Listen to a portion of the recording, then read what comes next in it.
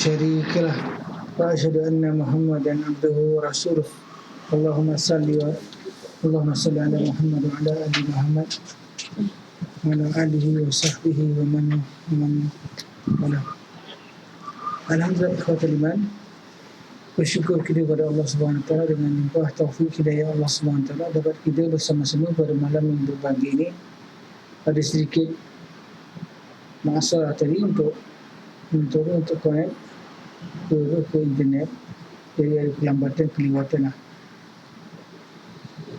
Kita teruskan, kita telah sampai kepada hadis 1122. Nah, Bismillahirrahmanirrahim. Wa an Imran bin Husainin anna ra'ati min jahainata atati nabi Allah sallallahu alaihi wasallam wa hiya ubla minan zinati faqalat ya nabi Allah asabtu hadda wa akilhu alayya fada'a nabiyullah sallallahu alaihi wasallam waliyuha faqala ahsin ilayha fa idza wada'at fa'tini biha fa fa'ala fa amara biha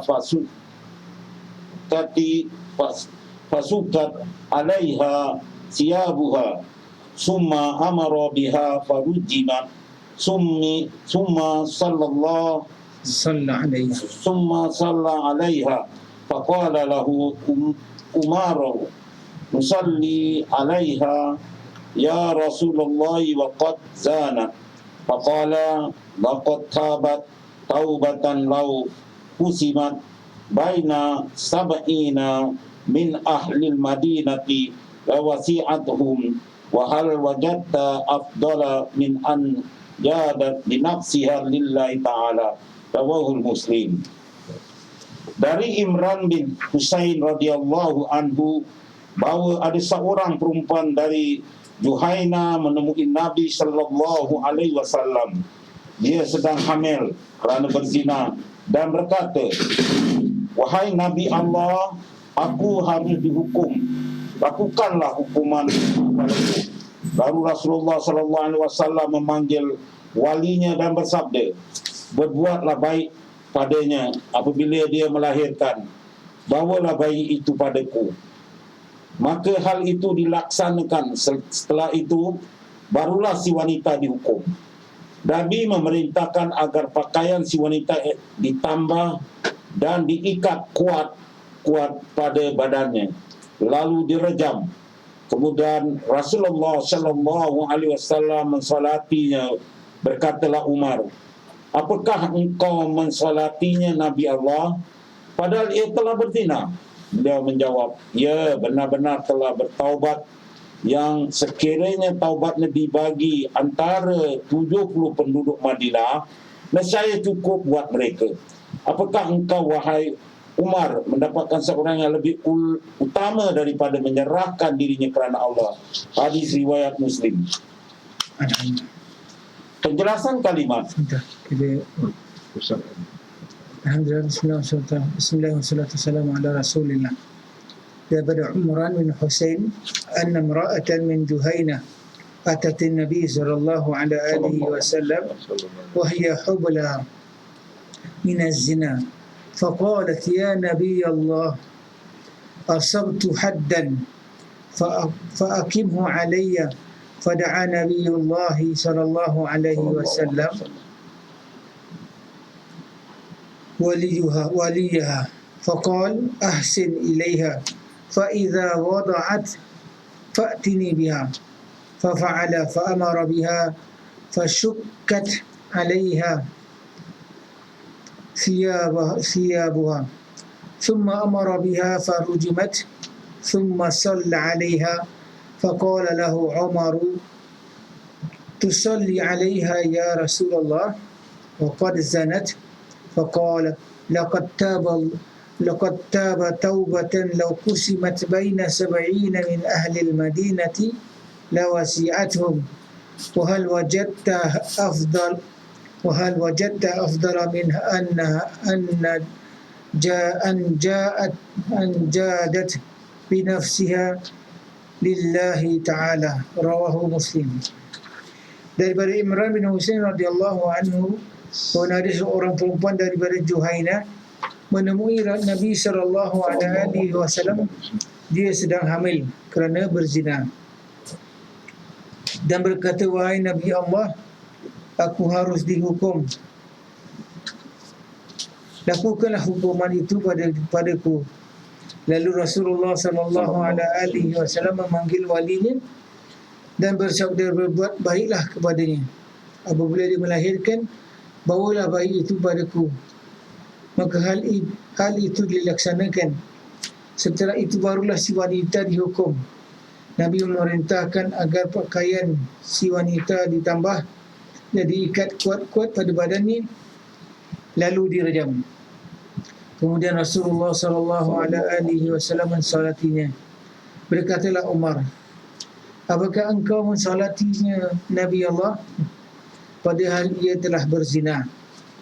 Beliau menjawab, ia benar-benar telah bertaubat, yang sekiranya taubatnya dibagi antara 70 penduduk Madinah, nescaya cukup buat mereka. Apakah engkau, wahai Umar, mendapatkan seorang yang lebih utama daripada menyerahkan diri kepada Allah? Hadis riwayat oleh Muslim. Hadis ini kalau kita lihat, dia ada periwayatan. Jadi ada lafaz-lafaz yang perbezaan-perbezaan, tapi kita lihat menunjukkan bahawa seorang wanita daripada Juhainah telah menghadapkan dirinya kepada Nabi SAW dan meminta dirinya untuk dilakukan ke atasnya had. Ini adalah salah satu daripada hadis ini. Kita teruskan penjelasan kalimat, silakan. Penjelasan kalimat. Perempuan dari Juhainah, ia dikenal dengan Al-Ghamidiyah, makna fasukat, iaitu pakaian si wanita ditambah dan diikat kuat-kuat pada badannya. Zahir sabda Nabi, apabila dia melahirkan, bawalah bayi itu padaku, menunjukkan bahawa hukuman rejam dilaksanakan setelah melahirkan. Hanya saja ada riwayat Muslim lain yang menetapkan bahawa hukuman rejam tersebut dilaksanakan setelah anaknya disapi dan memakan roti. Kalau demikian, tentunya hadis riwayat dalam kitab ini dipersingkat. An-Nawawi berkata, setelah menyebutkan kedua riwayat hadis tersebut, bahawa kedua riwayat tersebut terdapat dalam kitab Sahih Muslim dan secara zahir berbeza. Riwayat yang kedua jelas-jelas menunjukkan bahawa si wanita direjam setelah anaknya disapi dan sudah bisa memakan roti. Sedang hadis yang pertama bahawa setelah ia melahirkan langsung dilaksanakan hukuman rejam. Maka hadis pertama ini harus ditafsirkan agar sesuai dengan hadis yang kedua. Maka dalam riwayat pertama yang menyatakan bahawa ada seorang Ansar berdiri lalu berkata, sayalah yang mencarikan siapa yang akan mengasuhnya. Maksud ia mengatakan hal itu setelah anaknya disapi. Dan penggunaan kata mengasuhnya maksudnya adalah menanggung biaya hidup dan pendidikannya. Dan hal itu disebut dengan mengasuh secara majaz. Ya. Jadi kita lihat penjelasan tentang hadis kedua. Hadis tersebut ada mengatakan ada Juhainah. Dan dalam hadis yang lain, wanita tersebut lebih dikenali dengan Al-Ghamidiyah. Dan hadis fasukat menunjukkan bahawa pakaian si wanita ditambal dan diikat kuat-kuat pada badannya. Zahir sabda Nabi SAW apabila dia melahirkan bahawa bayi itu bawalah bayi itu padaku, menunjukkan bahawa hukuman rajam dilaksanakan setelah melahirkan.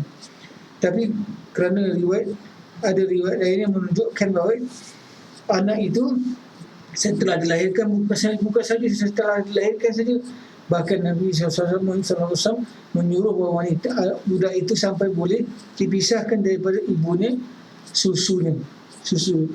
Dan pernah satu ketika wanita ini datang kepada Nabi SAW dengan membawa budak ini, dan tangannya ada roti, menunjukkan dia dah disapihkan.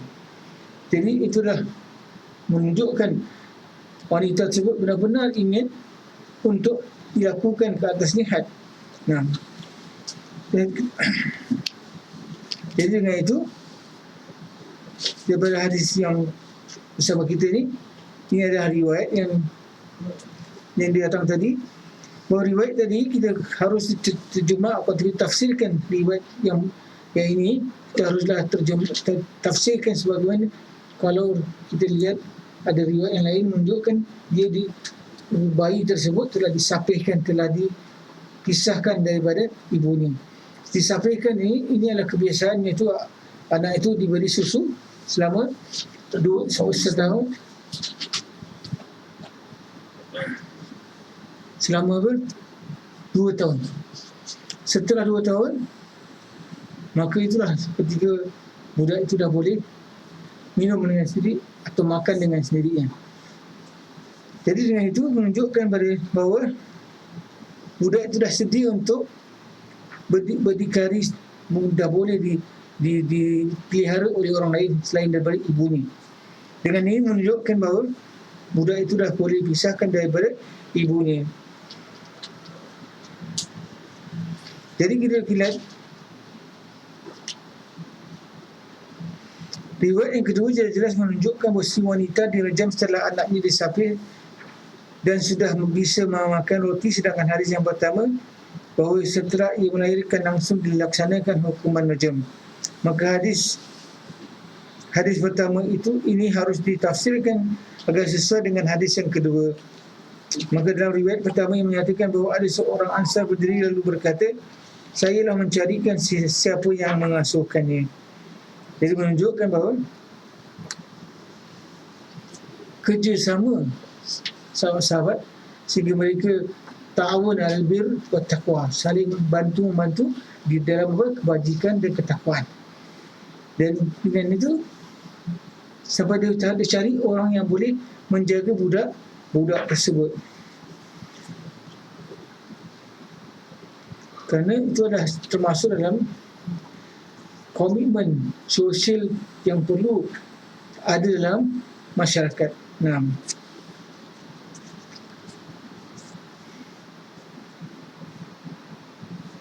itu dan berkenaan dengan ini mengasuh, maksudnya ialah menanggung biaya hidup dan pendidikannya, dan hal itu disebut dengan mengasuh secara majas. Apabila orang kita kata mengasuhnya, bermakna dia telah menjadi penaung pada budak tersebut, dan budak tersebut dia dalam mendapat pengasuhan, dia mendapat orang yang menjaga perihal biayaan dia. Kita terus pada hadis, silakan. Tafsir hadis.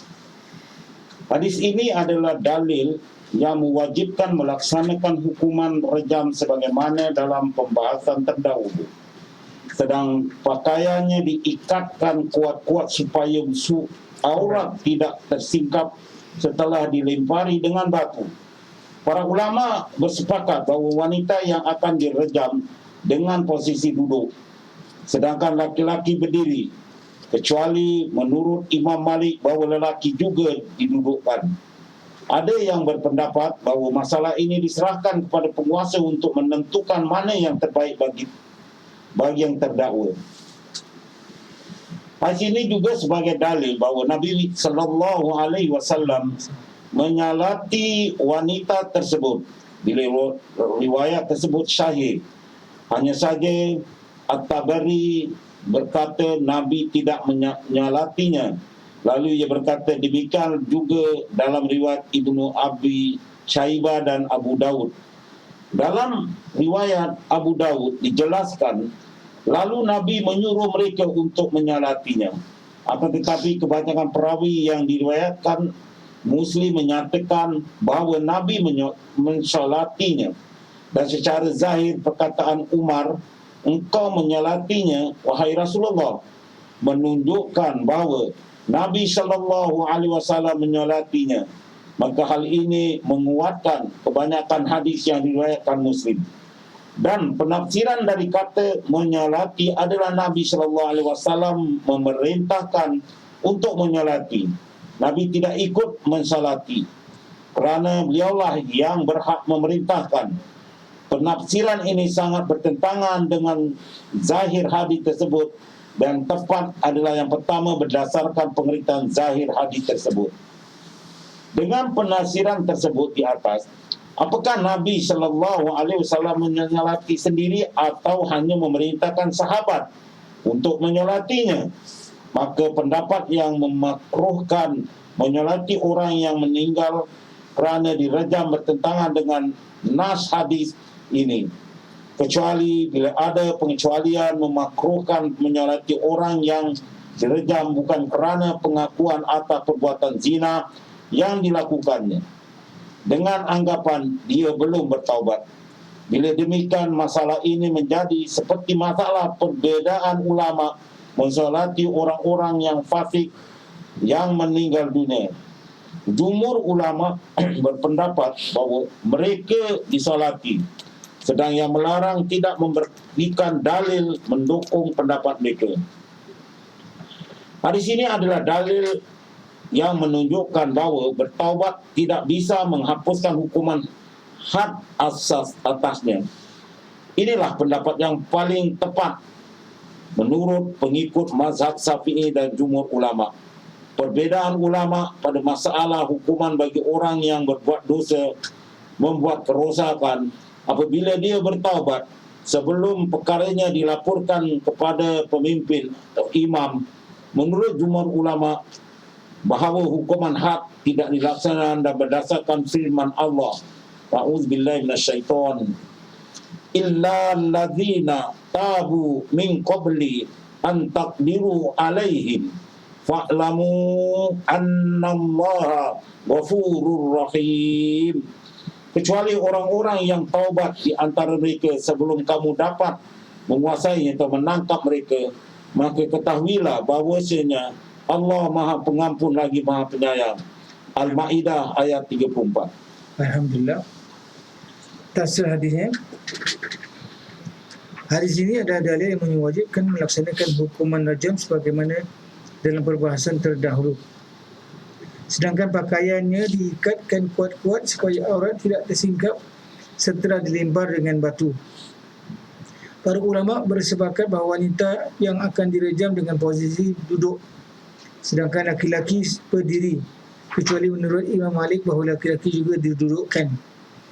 Ada yang berpendapat bahawa masalah ini diserahkan kepada penguasa untuk menentukan makna yang terbaik bagi terdakwa.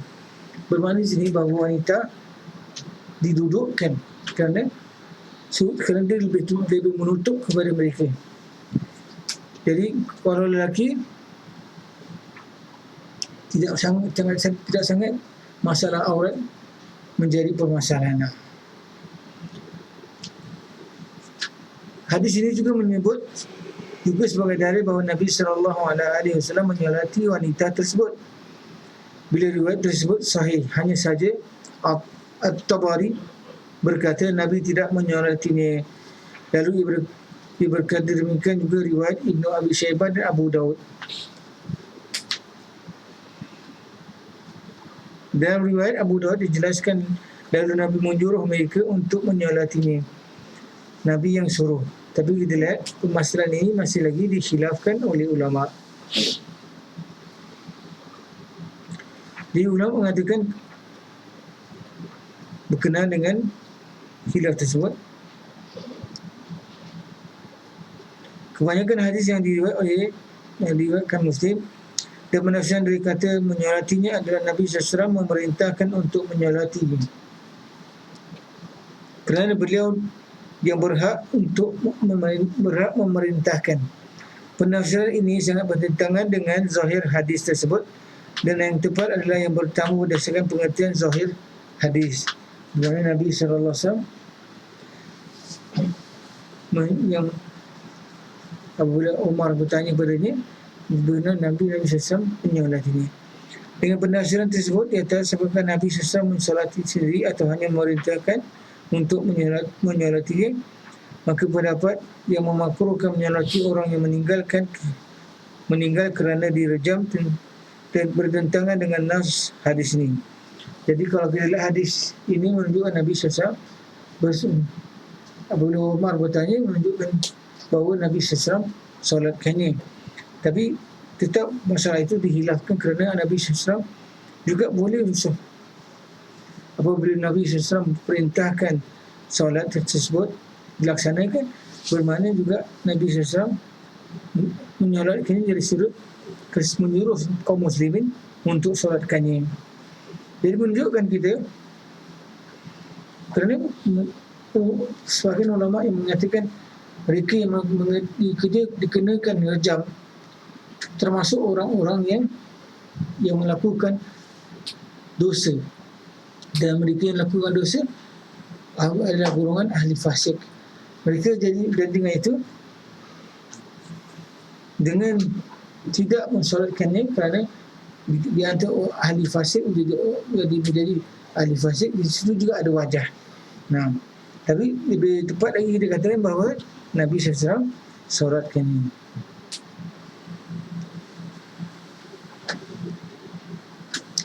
Hadis ini adalah dalil menunjukkan bahawa bertaubat tidak bisa menghapus hukuman had atasnya. Inilah pendapat yang paling tepat mengikut mazhab Syafi'i dan jumhur ulama. Perbezaan ulama yang dalam masalah bagi yang berbuat dosa membuat kerosakan. Mereka yang buat kerosakan ni, mereka yang lakukan hirabah. Hirabah ni melakukan kerosakan di atas muka bumi, misalnya rompak, melanun dan sebagainya. Maka dengan ini Allah SWT telah berkenaan dengan mereka. Allah SWT telah berfirman, illa alladhina tabu min qabli an taqdiru alaihim fa'lamu anna Allaha ghafurur rahim. Kecuali orang-orang yang taubat di antara mereka sebelum kamu dapat menguasai menangkap mereka, maka ketahuilah bahawa Allah Maha Pengampun lagi Maha Penyayang. Jadi hadis ini menunjukkan bahawa Allah SWT boleh mengampunkan. Jadi dengan itu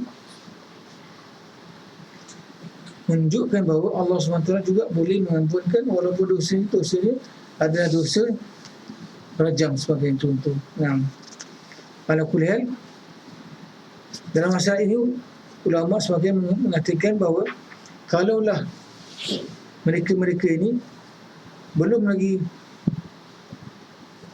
dihadapkan atau ditangkap, maka mereka boleh bertaubat tanpa meminta untuk dilakukan ke atas mereka had.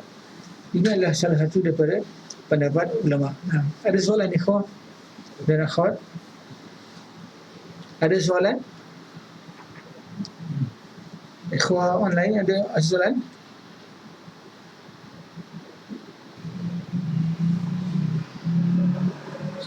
Nah, manusia yang dia buat zina tu, dia dah direjam Ustaz, dekat akhirat nanti pun masih dipertanggungjawabkan.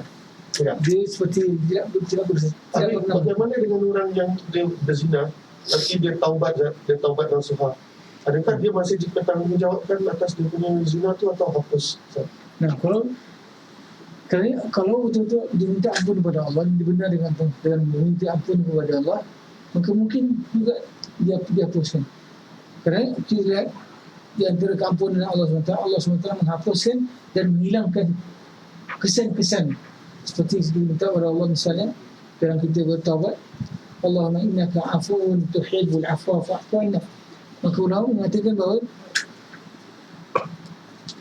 apabila seorang membacakan doa tersebut, kita meminta Allah supaya menghapuskan daripada kesan-kesan dari dosa tersebut. Maka sebagai ulama mengatakan sehingga ulama para malaikat yang mencatat ni pun tak dapat kesan telah mencatat ni. Jadi dia telah dihapuskan daripada tulisan sendiri dengan catatan sebagainya. Itu kalau Allah mengampunkan. Jadi pengampunan dia mesti betul-betul kepada Allah. Kerana antara dia dengan Allah, kalau dia betul jujur dengan taubatnya, maka dia akan keadaannya macam begitu. Tapi kalau dia bertaubat bermain sebagai contoh, maka berkaitan dengan taubat tersebut balik kepada bagaimana dia nak bertaubat kepada Allah. Jadi tapi kita dasar yang kita letakkan bahawa sesiapa yang bertaubat, Allah SWT akan menghapuskan saja. Kerana Nabi SAW sadar, at-taubatu tajubbu ma qablaha. Taubat itu dia memutuskan apa yang sebelumnya. Jadi semua dosa-dosa yang telah lalu semua terputus, hilang daripada catatan sebagainya. Itu ada taubat. Ada lagi soalan?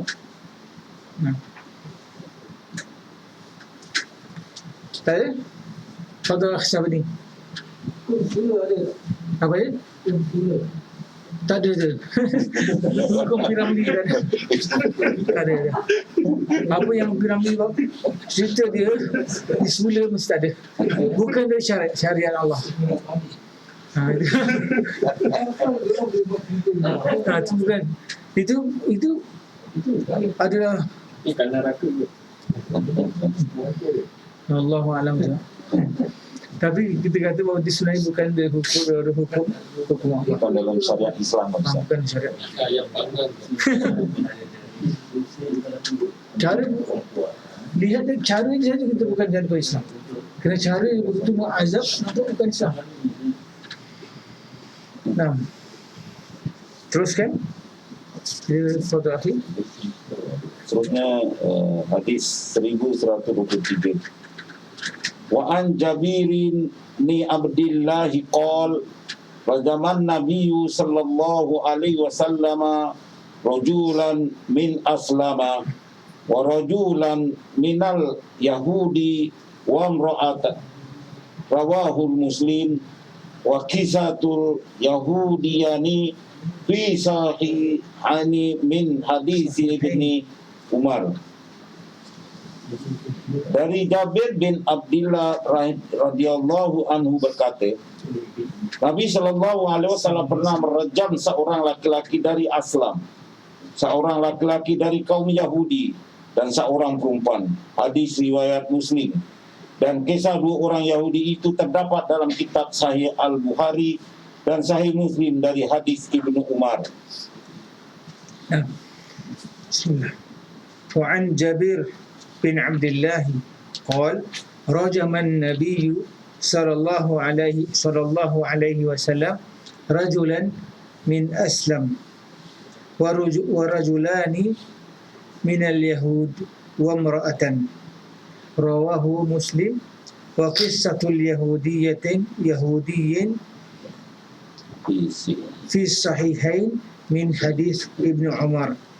Dari Jabir bin Abdullah radhiyallahu anhu berkata, Nabi SAW pernah merejam seorang lelaki dari Aslam, seorang laki-laki dari kaum Yahudi dan seorang perempuan. Hadis riwayat Muslim. Dan kisah dua orang Yahudi itu terdapat dalam kitab Sahih Al-Bukhari dan Sahih Muslim dari hadis Ibnu Umar. Jadi kita lihat Nabi SAW kisah untuk dia telah merejam juga ada berapa keadaan. Teruskan penjelasan kalimat. Laki-laki dari Aslam iaitu Ma'iz bin Malik dan seorang wanita iaitu Al-Juhainiyah. Hadis tentang Ma'iz bin Malik telah disebutkan dalam pembahasan terdahulu. Tafsir hadis. Hadis ini adalah dalil untuk melaksanakan hukuman had bagi kafir zimmi yang berzina. Inilah yang menjadi pendapat jumhur ulama. Sedangkan pengikut mazhab Imam Malik dan mayoritas pengikut mazhab Hanafi mensyaratkan terdakwa yang akan dijatuhi hukuman had harus beragama Islam, kerana rejam itu adalah syarat bagi penzina yang sudah menikah. Ibnu Abdul Bar menukilkan adanya kesepakatan ulama berkaitan dengan masalah tersebut, tapi itu dibantah dengan pendapat Imam Asy-Syafi'i dan Ahmad kerana keduanya tidak mensyaratkan beragama Islam berdasarkan pada kedua orang Yahudi yang berzina itu telah menikah. Sudah dijawab pendapat yang mensyaratkan Islam kerana sebetulnya Nabi SAW merejam kedua orang Yahudi tersebut berdasarkan hukum yang terdapat dalam kitab mereka, Taurat, dan tidak hukum Islam. Hal itu termasuk dalam bab pelaksanaan hukum berdasarkan kitab Taurat untuk menerangkan bahawa dalam kitab Taurat juga terdapat hukuman rejam bagi penzina yang pernah menikah maupun belum. Ibnul Arabi berkata, Ibnul Arabi berkata, Nabi merejam kedua-duanya telah membuat hujah atas mereka dengan tidak berdasarkan syariat Islam, tapi dengan firman Allah, dan hendaklah kamu memutuskan perkara di antara mereka menurut apa yang diturunkan Allah. Al-Ma'idah ayat 49. Lalu para saksi yang ringan proses hukum, lalu para saksi yang ingin memproses hukum tersebut berlandaskan pada hukum dari kitab Taurat. Tapi Al-Khattabi membantah pendapat tersebut bahawa sebab turun firman Allah, dan hendaklah kamu memutuskan perkara itu di antara mereka menurut apa yang diturunkan Allah. Al-Ma'idah ayat 49 tersebut adalah bahawa Nabi didatangi kaum Yahudi meminta hukuman berdasarkan syariat dari Nabi sebagaimana diterangkan riwayat hadis tersebut. Maka Nabi menunjukkan kepada mereka hukum syariat Taurat yang mereka sembunyikan. Kerana hukum syariat Islam menunjukkan hukuman yang sama, iaitu direjam berdasarkan ketentuan syariat Islam, tidak melaksanakan hukuman had berdasarkan pada syariat yang telah dihapus atau tidak diperlakukan lagi. Jadi kesimpulannya bahawa Nabi SAW menghukuminya dengan hukum Islam. Pendapatku tidak menutup kemungkinan bahawa kisah itu menunjukkan dua kemungkinan tersebut di atas. Pendapat pertama didasarkan pada tidak diterimanya persaksian di antara ahli zimah, orang kafir yang mengikuti peraturan Islam, dan yang kedua diterimanya persaksian di antara mereka. Adanya perbezaan ulama dalam masalah ini sudah diketahui. Kisah ini juga menunjukkan sahnya pernikahan ahli kitab berdasarkan penetapan hukuman had kepada yang telah menikah bererti mensahkan pernikahan mereka. Di samping itu, ada juga yang mengatakan bahawa orang-orang kafir diperintahkan juga untuk melaksanakan hal-hal yang berkaitan dengan syariat Islam. Pendapatku, pendapat yang mengatakan bahawa kaum kafir juga diperintahkan melaksanakan hal-hal yang berkaitan dengan syariat Islam perlu dipertanyakan dasar hukumnya.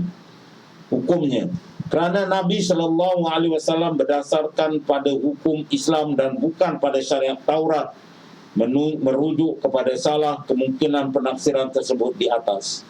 Ya.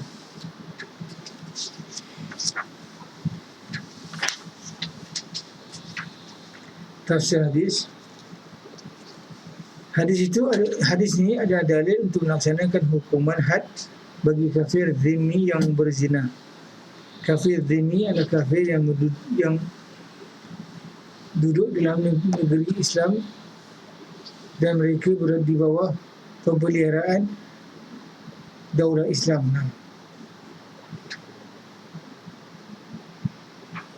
Inilah yang menjadi pendapat jumhur ulama. Sedangkan pendapat mazhab Imam Malik, mayoritas pengikut mazhab Hanafi mensyaratkan terdakwa yang akan dijatuhkan hukuman had harus beragama Islam.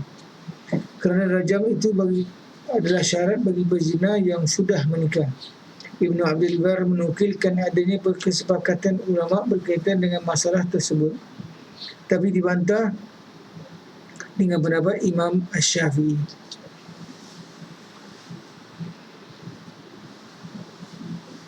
Berdasarkan pada kedua orang Yahudi yang berzina itu telah menikah. Jadi kisahnya dua orang Yahudi yang telah berzina beberapa bulan, dia minta Nabi SAW memutuskan hukuman kepadanya dengan sebagaimana yang terdapat dalam kitab mereka. Dan Nabi SAW pergi pada membaca kitab mereka, menyuruh mereka membacanya. Mereka cuba melompat pada ayat yang lain, tak tahu baca hukumannya apa.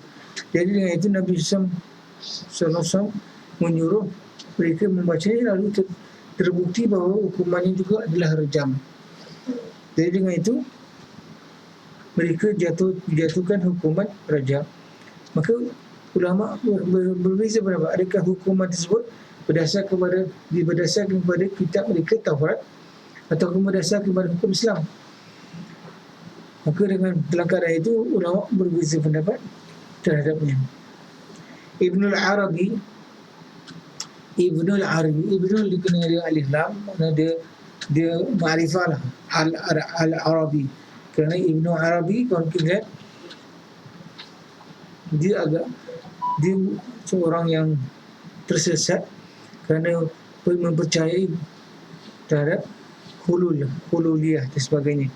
Tetapi Ibn al-Arabi dia ulama Maliki, Imam Malik, mazhab Imam Malik.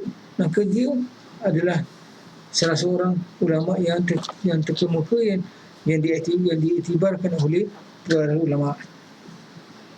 Dia mengatakan Nabi merejam keduanya untuk membuat hujah atas mereka dengan tidak berdasarkan syariat Islam,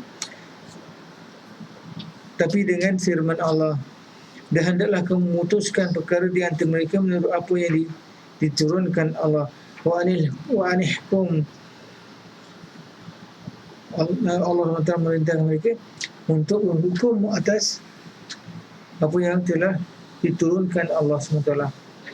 Lalu para saksi yang proses hukum tersebut berlandaskan pada hukum dari kitab Taurat. Tapi Al-Khatibi membantah pendapat tersebut bahawa sebab turun firman Allah, dan hendaklah kamu memutus perkara di antara mereka menurut apa yang diturunkan Allah tersebut, bahawa Nabi didatangi kaum Yahudi meminta hukuman tersebut berdasarkan syariat daripada Nabi SAW sebagaimana diriwayatkan hadis.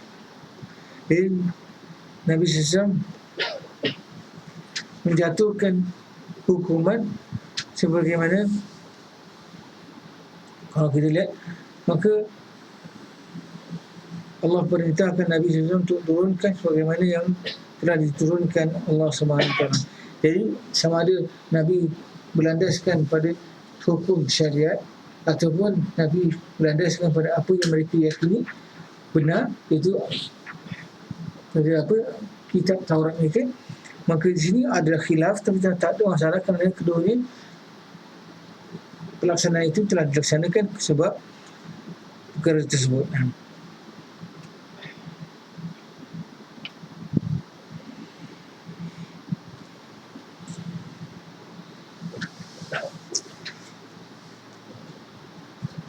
Jadi kesimpulannya bahawa Nabi SAW menghukumi dengan hukum Islam. Pendapatku tidak menutup kemungkinan bahawa kisah itu menunjukkan dua kemungkinan tersebut di atas. Pendapat pertama didasarkan pada tidak diterimanya persaksian di antara ahli zimmah, orang kafir yang mengikut peraturan Islam. Dan yang kedua, diterimanya persaksian di antara mereka. Adanya perbezaan ulama dalam masalah ini sudah diketahui. Kisah ini juga menunjukkan sahnya pernikahan Ahlul Kitab, bahawa kita mengiktirafkan pernikahan yang berlaku pada di antara mereka. Nah, di samping itu juga mengatakan bahawa orang-orang kafir perintahkan juga untuk melaksanakan hal-hal yang berkaitan dengan syariat Islam. Ini adalah juga pendapat Dan mungkin pendapat ini agak kuat kerana kita lihat Allah SWT memerintah pada setiap hamba-hambanya hukum-hukum. Jadi pelaksanaan hukum tersebut diperintahkan kepada orang kafir, orang Islam. Tak kira siapa mereka. Itu pendapat yang lebih tepat kerana para ulama mengatakan bahawa orang-orang yang tidak beriman pun mereka diperintahkan untuk melaksanakan hukum-hukum Allah. Jadi dalil ni apa? Dalil ni mereka Allah SWT mengecam mereka yang tidak melaksanakan. Apabila Allah bertanya, malaikat bertanya kepada orang-orang penduduk ahli Saqar, ma salakakum fi Saqar? Qalu lam naku minal musallin wala sampai hafal ayat. Qalu lam naku minal musallin wala fadal. قال ما سلككم في سقر قالوا لم نكن من المصلين. Apabila mereka ditanya, apakah sebab yang kamu dimasukkan ke dalam neraka Sakar? Mereka berkata bahawa mereka tidak di antara orang-orang yang mengerjakan salat dan orang-orang yang memberi makan kepada orang-orang yang miskin dan sebagainya. Dan kami antara orang-orang yang suka duduk berbincang dengan perkara yang tidak benar, seperti kepercayaan yang batil, seperti tidak mempercayai pada hari pembalasan. Jadi mereka diberikan balasan masukkan neraka Sakar adalah sebab-sebab tersebut. Dan sebab di antara yang pertama juga adalah sebab mereka tidak beriman pada hari kiamat. Jadi dia menunjukkan bahawa mereka semua diberikan balasan terhadap meninggalkan segala perintah-perintah Allah. Jadi apabila perintah-perintah Allah SWT ditinggalkan, mereka akan dapat azab. Jadi menunjukkan bahawa para ulama mengatakan bahawa semua hamba-hamba Allah sepatutnya melaksanakan perintah Allah. Perintah solat, perintah apa semua. Walaupun mereka tidak beriman, mereka sepatutnya melaksanakan. Kalau tak laksanakan, mereka akan diazab. Jadi dengan itu, ini yang pendapat yang katakan. Ada juga mengatakan bahawa orang-orang kafir diperintahkan juga untuk melaksanakan hal-hal yang berkaitan dengan syariat Islam. Pendapatku, pendapat yang mengatakan bahawa orang kafir, kaum kafir juga diperintahkan melaksanakan hal-hal yang berkaitan dengan syariat Islam, perlu dipertanyakan dasar hukumnya, kerana Nabi SAW berdasarkan kepada hukum Islam dan bukan pada syariat Taurat, merujuk kepada salah kemungkinan penafsiran tersebut di atas. Jadi menunjukkan bahawa dasarnya kenapa mereka dijatuhkan hukuman kerana meninggalkan salah satu daripada syariat Islam. Jadi itu saja yang kita lihat yang diterangkan. Ada soalan ni, kawan?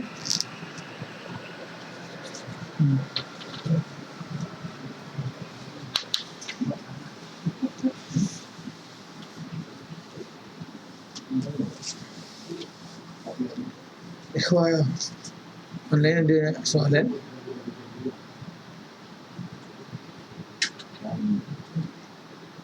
Ahmad Sufi?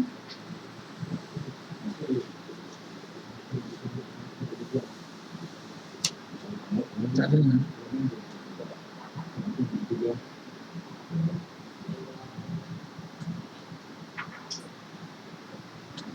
Siapa ada soalan? Ustaz, perempuan kena tobat, kenapa mesti diam? Apa dia? Perempuan kena tobat, kenapa dia mesti diam? Jangan dia tobat. Okey, soalan baik. Soalan akhi Fatra bertanya, wanita tersebut tadi sudah bertaubat. Kenapa lagi dilakukan rajam? Bukankah cukup taubatnya? Tapi kita lihat dalam keadaan ini, kita katakan bahawa Kenapa direjam? Kerana hukuman tersebut adalah daripada hukuman syariat yang disyariatkan Allah Ta'ala. Jadi menunjukkan bahawa apabila Allah Ta'ala mensyariatkan, maka perlulah dilaksanakan. Jadi kita bukan saja mengharapkan taubat daripada Allah, tapi kalau kita menjalani proses tersebut, pemulihan, pembersihan, seperti di sini pembersihannya dengan direjam. Jadi sebab itu apabila dia direjam, telah terlaksanalah proses pemulihan ataupun pembersihan daripada dosa ini. Tapi kalau tentang Allah SWT menerima taubat, sebab itu Nabi SAW bahawa wanita itu telah bertaubat. Kalau taubat ini dibahagi pada 70 orang, mana 70 orang yang taubat, satu orang lakukan dengan dilaksanakan hukuman. Jadi menunjukkan betapa besarnya pelaksanaan hukuman tersebut daripada mendapatkan taubat Allah. Jadi kebenaraan kita bertaubat kepada Allah. Seorang telah berzina, maka dia bertaubat kepada Allah. Jadi bertaubatan daripada Allah SWT itu dilaksanakan dengan tepat, mengikut syarat-syarat yang Allah telah suruh sebagai seorang yang bertaubat. Kalau dilaksanakan, maka telah terlaksana, Allah terima, maka dia tidak berdosa kerana telah diterima taubatnya. Tapi sebab itu kita lihat pelaksanaan hukuman tersebut adalah salah satu daripada proses pembersihan diri seseorang. Jadi apabila dia tekankan diri supaya dilaksanakan hukuman had itu terhadap diri, menunjukkan kesungguhan dia untuk bertaubat, bukan saja untuk taubat dari sudut hukuman daripada hukum bertaubat dilaksanakan, tapi hukuman yang telah dilakukan sepatutnya membawakan dia untuk dikenakan hukuman had dilaksanakan katanya. Jadi dengan itu orang ini sebenarnya telah melakukan perkara yang jauh lebih baik daripada pertaubatan. Kerana dia dapat pembersihan di jiwa dirinya dan dosanya dengan dihapuskan. Lepas itu Nabi SAW apabila Umar radhiyallahu mengatakan, bukankah dia telah berzina, menunjukkan bahawa orang yang telah mendapat balasan dosa itu dengan dihad, maka mereka telah dihapuskan daripada dosa-dosa tersebut. Dan Allah SWT bukan saja menghapuskan dosanya, bahkan dia tidak akan terkena daripada balasan-balasan yang Allah akan berikan kepada mereka yang berdosa. Jadi menunjukkan bahawa walaupun kita ada pilihan, kita kalau mungkin ada orang berzina, pilihannya dia sama dia dapat hukuman had ataupun dia bertaubat senyap-senyap. Dia bertaubat senyap-senyap dengan kesungguhan taubatnya dan dia diampunkan. Alhamdulillah. Tapi kita katakan dalam keadaan itu dia mungkin telah sediakan diri untuk kena had misalnya. Misalnya dia mencuri misalnya, mengaku dirinya telah mencuri, maka dikenakan had, dipotong tangannya. Dengan dipotong tangannya, jelas bahawa dosanya berkaitan dengan pencurian itu dia tidak ada. Jadi pelaksanaan had terhadap dirinya bukan saja menghapuskan dosanya, bahkan boleh juga menaikkan darjatnya di sisi Allah kerana sedia dia untuk menerima hukuman dari Allah. Jadi hukum tu tak hukum. Tahu hukum tu tak hukum. Hukuman dia tak hukum. Tapi kalau dia ada pilihan dari kita kata, kalau dia boleh bertaubat dengan tanpa memalukan dirinya, lebih baik dia bertaubat dengan tanpa memalukan. Tapi kalau dia boleh dia memalukan, disengkup memalukan dirinya untuk bertaubat, maka kita kata itu juga adalah kebaikan, kerana dengan dia menahan malu, dirinya terkena had Allah Ta'ala, maka itu ada juga kebaikan. Maka kita lihat pahala-pahala yang Allah sediakan berbeza-beza. Perkara berkenaan apa?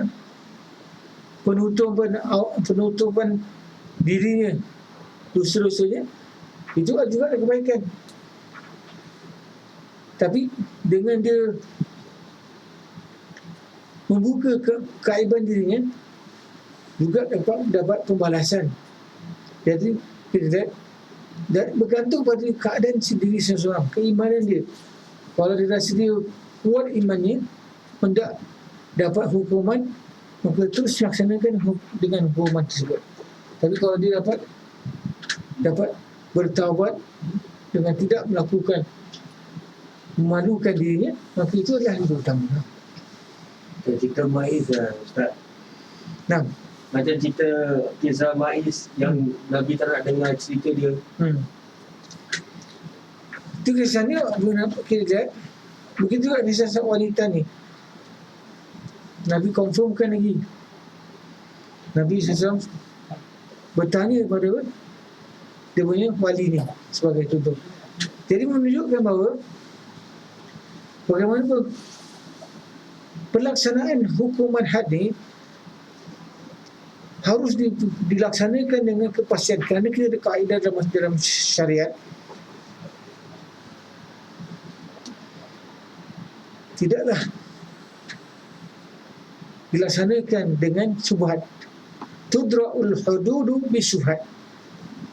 Had itu dielakkan kerana ada syubhat. Kalau ada sedikit syubhat, maka had tidak dilaksanakan. Jadi dengan itu, had hanya dilaksanakan dengan benar-benar keyakinan terjadinya perbuatan tersebut. Jadi itulah sebabnya had itu dilaksanakan.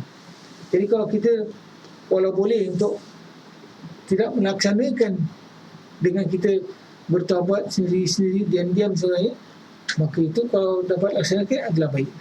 Tapi kalau tak boleh, mungkin kena ada kesan-kesan sebagainya, seperti mungkin kelahiran anak sebagai itu, maka ini maka kadang-kadang lebih utama dilaksanakan had katanya. Ada soalan lain?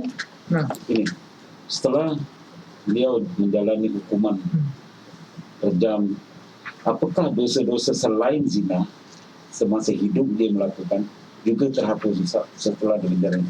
Apakah hukum ini hanya kesalahan atau dosa yang beliau lakukan hanya zina saja, tapi dosa-dosa lain atau ghibah atau yang lain itu apa juga terhapus, Ustaz? Kalau anda rasa selalunya kalau orang nak dekat mati, dia betul-betul taubat dia semua dosa. Tak taubat pasil-pasil taubat ini, taubat dia taubat semua selalu kerana selalu kalau kita bertaubat, kita akan bertaubat dari semua dosa itu. Tapi kalau dia berlaku antara dengan Allah, kalau dia bertaubat secara dosa yang tertentu, maka kita kata kalau itu saja yang Allah berikan, bergantung pada apa yang dia minta sebenarnya. Maknanya dengan sendirinya dosa-dosa lain juga kubur, Ustaz. Kalau mana dia tadi dia dah bertaubat, tapi dia lagi sanggup memalukan dirinya kerana nak meyakinkan untuk menjalani hukum tersebut supaya tidak menerima hukuman yang lebih dahsyat di akhirat. Jadi dia sanggup dunia mengaku yang dia telah berzina, dia pun malu macam mana. Tapi dengan sendirinya dosa-dosa lain juga turut terkubur dia, Ustaz. Memang banyak sangat dosa diampunkan kerana sementara menunggu akan had itu dilaksanakan, mungkin banyak perkara dia harus tunggu. Semua kesukaran yang dihadapi akan dihapuskan dosa-dosa. InsyaAllah husnul khatimah, kerana Nabi SAW menyaksikan bahawa dia dosa dia kalau dia bertaubat 70 orang Madinah tu mencukupi dosa ini, taubatnya dibuat. Dia menunjukkan betapa besarnya pahala orang tersebut yang mengaku akan dosanya. Ada lagi soalan? Radhi?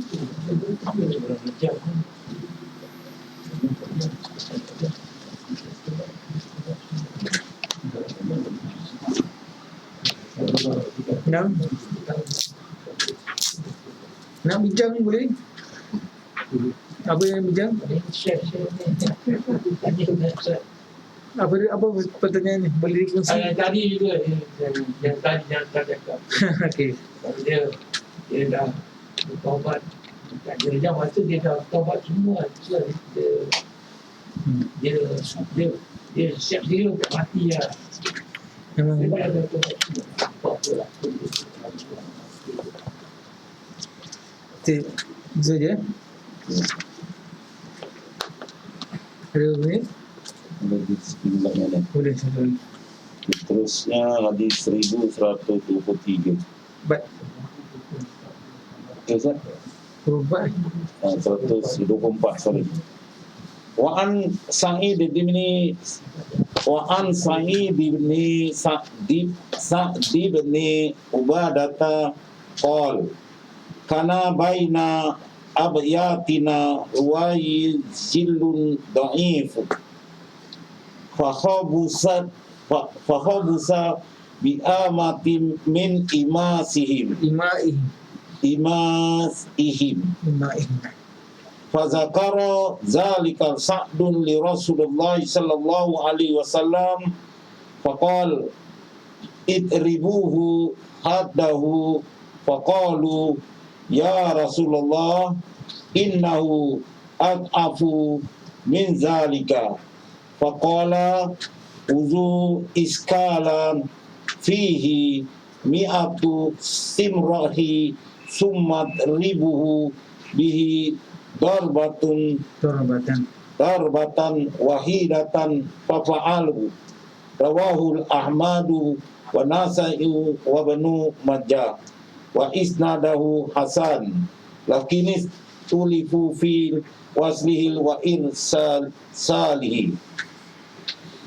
Dari Sa'id bin Sa'ad bin Ubadah radhiyallahu anhu berkata, di daerah kami ada seorang laki-laki kecil, lemah, telah berzina dengan salah seorang budak perempuan mereka.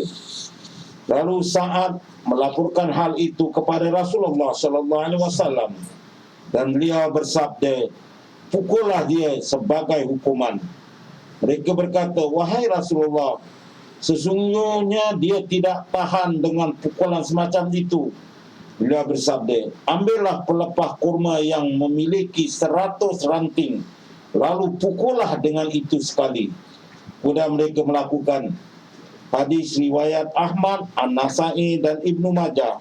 Sanadnya hasan namun mashhul dan mursalnya hadis ini dipertentangkan.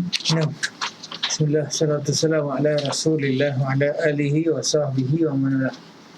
An Sa'id bin Sa'd ibn Ubadah qala kana baina abyatina ruwaydilun da'ifun fakhabusa bi'amatin min ima'ihim فذكر ذلك سعد لرسول الله صلى الله عليه وسلم فقال اضربوه حده فقالوا يا رسول الله إنه أضعف من ذلك فقال خذوا من عقال إذكالا فيه 100 شمرخ ثم اضربوه به ضربة واحدة ففعلوا. رواه أحمد والنسائي وابن ماجه وإسناده حسن لكن اختلفوا في وصله وإرساله. Dari Sa'id bin Sa'ad bin Ubadah radhiyallahu anhu berkata, di daerah kami ada seorang lelaki kecil, Rujailun, menunjukkan dia seorang lelaki kecil lemah. Dia dinisbahkan kecil tu kepada ni, Rujailun.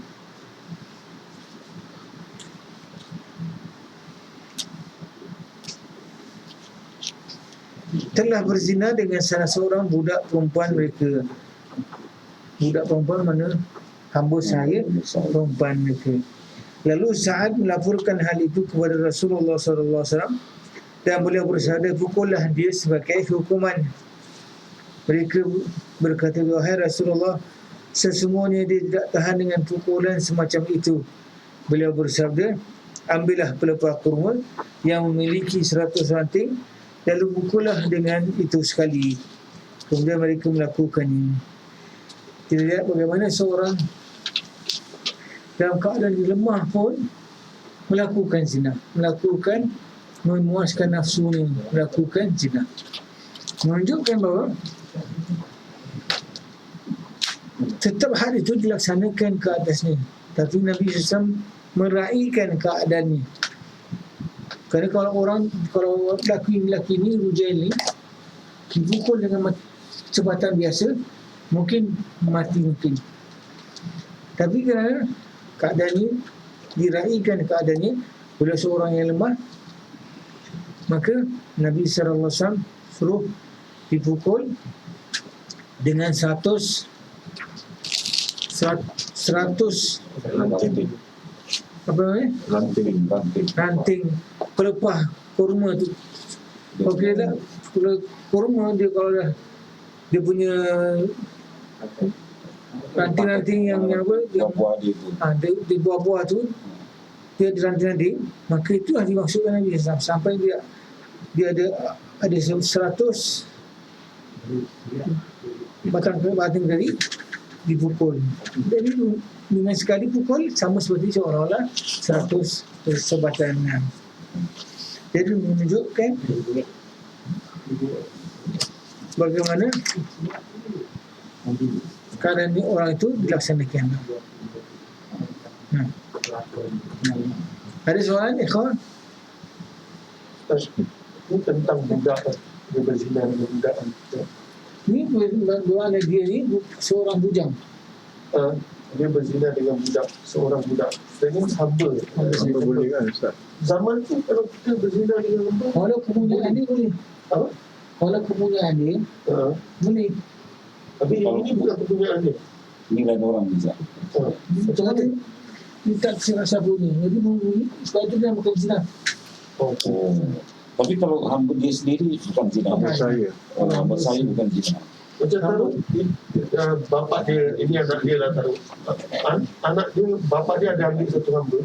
Itu kepunyaan anak dia juga, hamba tu. Kalau macam itu. Dia boleh berzina dengan itu. Tak, kalau dia memilikinya, kalau dia hadiah dia, tapi dia. Tapi kalau bukan, tak ada syarat itu. Tapi kalau hamba tu consider zina ke tak? Tak. Kalau hamba, Hamba kita punya hamba kalau sendiri. kita yang punya tak, tidak kira zina. Sudah.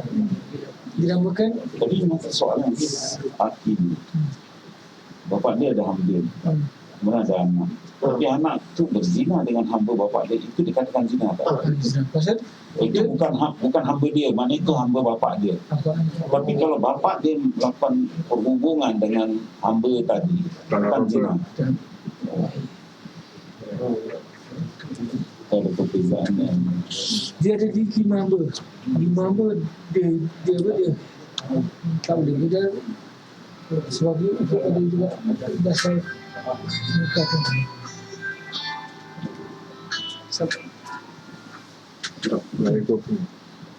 Betul. Ada ya? boleh sambung. Okay, silakan sambung. Biografi perawi. Sa'id bin Sa'ad bin Ubadah adalah kaum Ansar. Al-Waqidi berkata dia adalah seorang sahabat, menjadi wali governor di daerah Yaman pada masa kekhalifan Ali bin Abi Talib. Penjelasan kalimat Ruwaiji adalah bentuk tazkir dari rajul, seorang laki-laki kecil, lemah. Khabusa telah berzina. Istikal 100 ranting kecil yang berada di pelepah kurma. Al-Bayhaqi berkata, menurut Abu Humamah bin Sa'al bin Hanif, bahawa hadis ini mursal. Imam Ahmad dan Ibnu Majah meriwayatkan hadis ini dari Abu Umamah dari Sa'id bin Sa'ad bin Ubadah dengan mashhur. setelah dibahas berapa kali, walaupun hadis ini mursal, tetap bisa dijadikan sebagai hujah. Akan tetapi hadis ini sebenarnya adalah mausul dari perawi yang bisa dipercaya. Yang dimasukkan infqal adalah pelepah kurma yang mempunyai ranting kecil-kecil, iaitu seperti dahan pohon anggur, dan setiap ranting-ranting pelepah atau dahan pohon tersebut disebut dengan simrah. Tafsir hadis. Hadis ini adalah dalil terhadap terdakwa yang lemah atau sakit yang tidak kuat menahan hukuman cambuk, maka diganti dengan suatu yang bisa ditahan dan dilakukan sekali pukulan, seperti dengan pelepah kurma yang memiliki 100 ranting atau lainnya. Inilah yang menjadi pendapat jumhur ulama. Mereka berpendapat 100 ranting tersebut harus langsung mengenai kulitnya agar tercapai maksud daripada hukuman had itu. Ada yang berpendapat cukup walaupun 100 ranting tersebut tidak langsung mengenai si penzina. Inilah pendapat yang paling tepat, kerana Allah tidak menciptakan 100 ranting-ranting pelepah kurma itu sejajar terpisah, melainkan menumpuk di satu yang tidak memungkinkan semuanya mengenai tubuh terdakwa. Bila terdakwa penzina sakit, maka ditunggu sampai ia sembuh, atau udara sangat dingin atau panas, maka ditunda dulu pelaksanaan hukuman had tersebut sampai ia sembuh atau memungkinkan dilaksanakan hukuman had atasnya. Nah, alhamdulillah. Jadi kejelasan hadis, ruwaijil adalah bentuk tasghir dari rajul, seorang lelaki lemah. Kenapa dinamakan ruwaijil? Kerana dinamakan ruwaijil kerana keadaan diri lelaki tersebut lemah. Kerana kalau lelaki pada asalnya tidak lemah, tapi kerana dia lemah, maka dia dinamakan dia sebagai ruwaijil. Nah, isqal adalah 100 ranting-ranting kecil yang berada di pelepah kurma.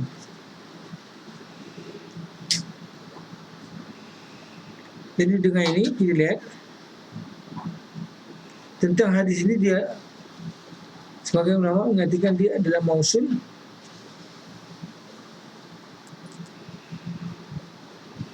Dan berkenaan dengan isqal pula, pelepah kurma yang mempunyai ranting-ranting kecil yang itu seperti pohon anggur, dan setiap ranting-ranting pelepah atau pohon tersebut disebut sebagai shimrahun. Tafsir hadis tersebut,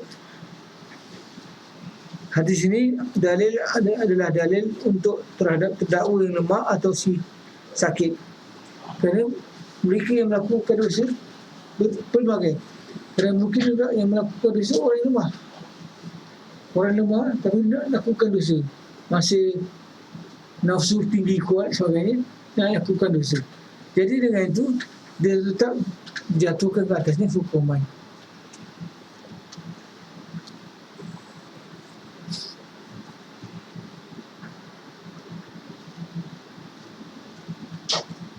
Jadi sini kita lihat bagaimana syarak membenarkan orang yang lemah untuk dijatuhkan ke atasnya hukuman yang mana dia boleh menanggung. Kerana tujuan daripada had itu adalah supaya seorang itu dimalukan dan tidak melakukan perkara yang telah mereka lakukan. Jadi dengan dia disebat atau dipukul dengan 100, walaupun pelaksanaannya 100, tapi kita lihat dia bukan 100 yang kalau dilakukan setiap satu orang tu, setiap satu pukulan sampai 100. Jadi menunjukkan pelaksanaan itu dikadarkan kepada keadaan orang yang menerimanya. Jadi dari apa yang kita lihat, dapatlah kita mengambil faedah bahawa seorang yang melakukan dosa, tetap mereka perlu dilakukan hukuman ke atasnya kalau mereka mampu nak.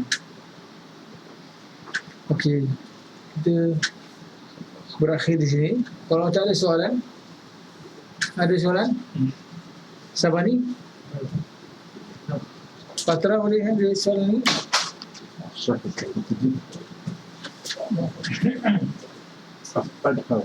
Tak ada?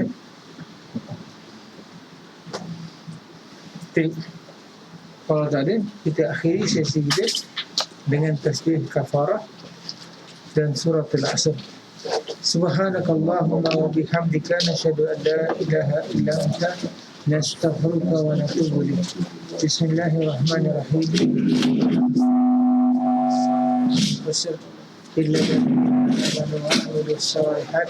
وتواصوا بالحق وتواصوا بالصبر. أقول ما تسمعون وأستغفر الله لي ولكم. السلام عليكم ورحمة الله وبركاته. Waalaikumsalam warahmatullahi wabarakatuh.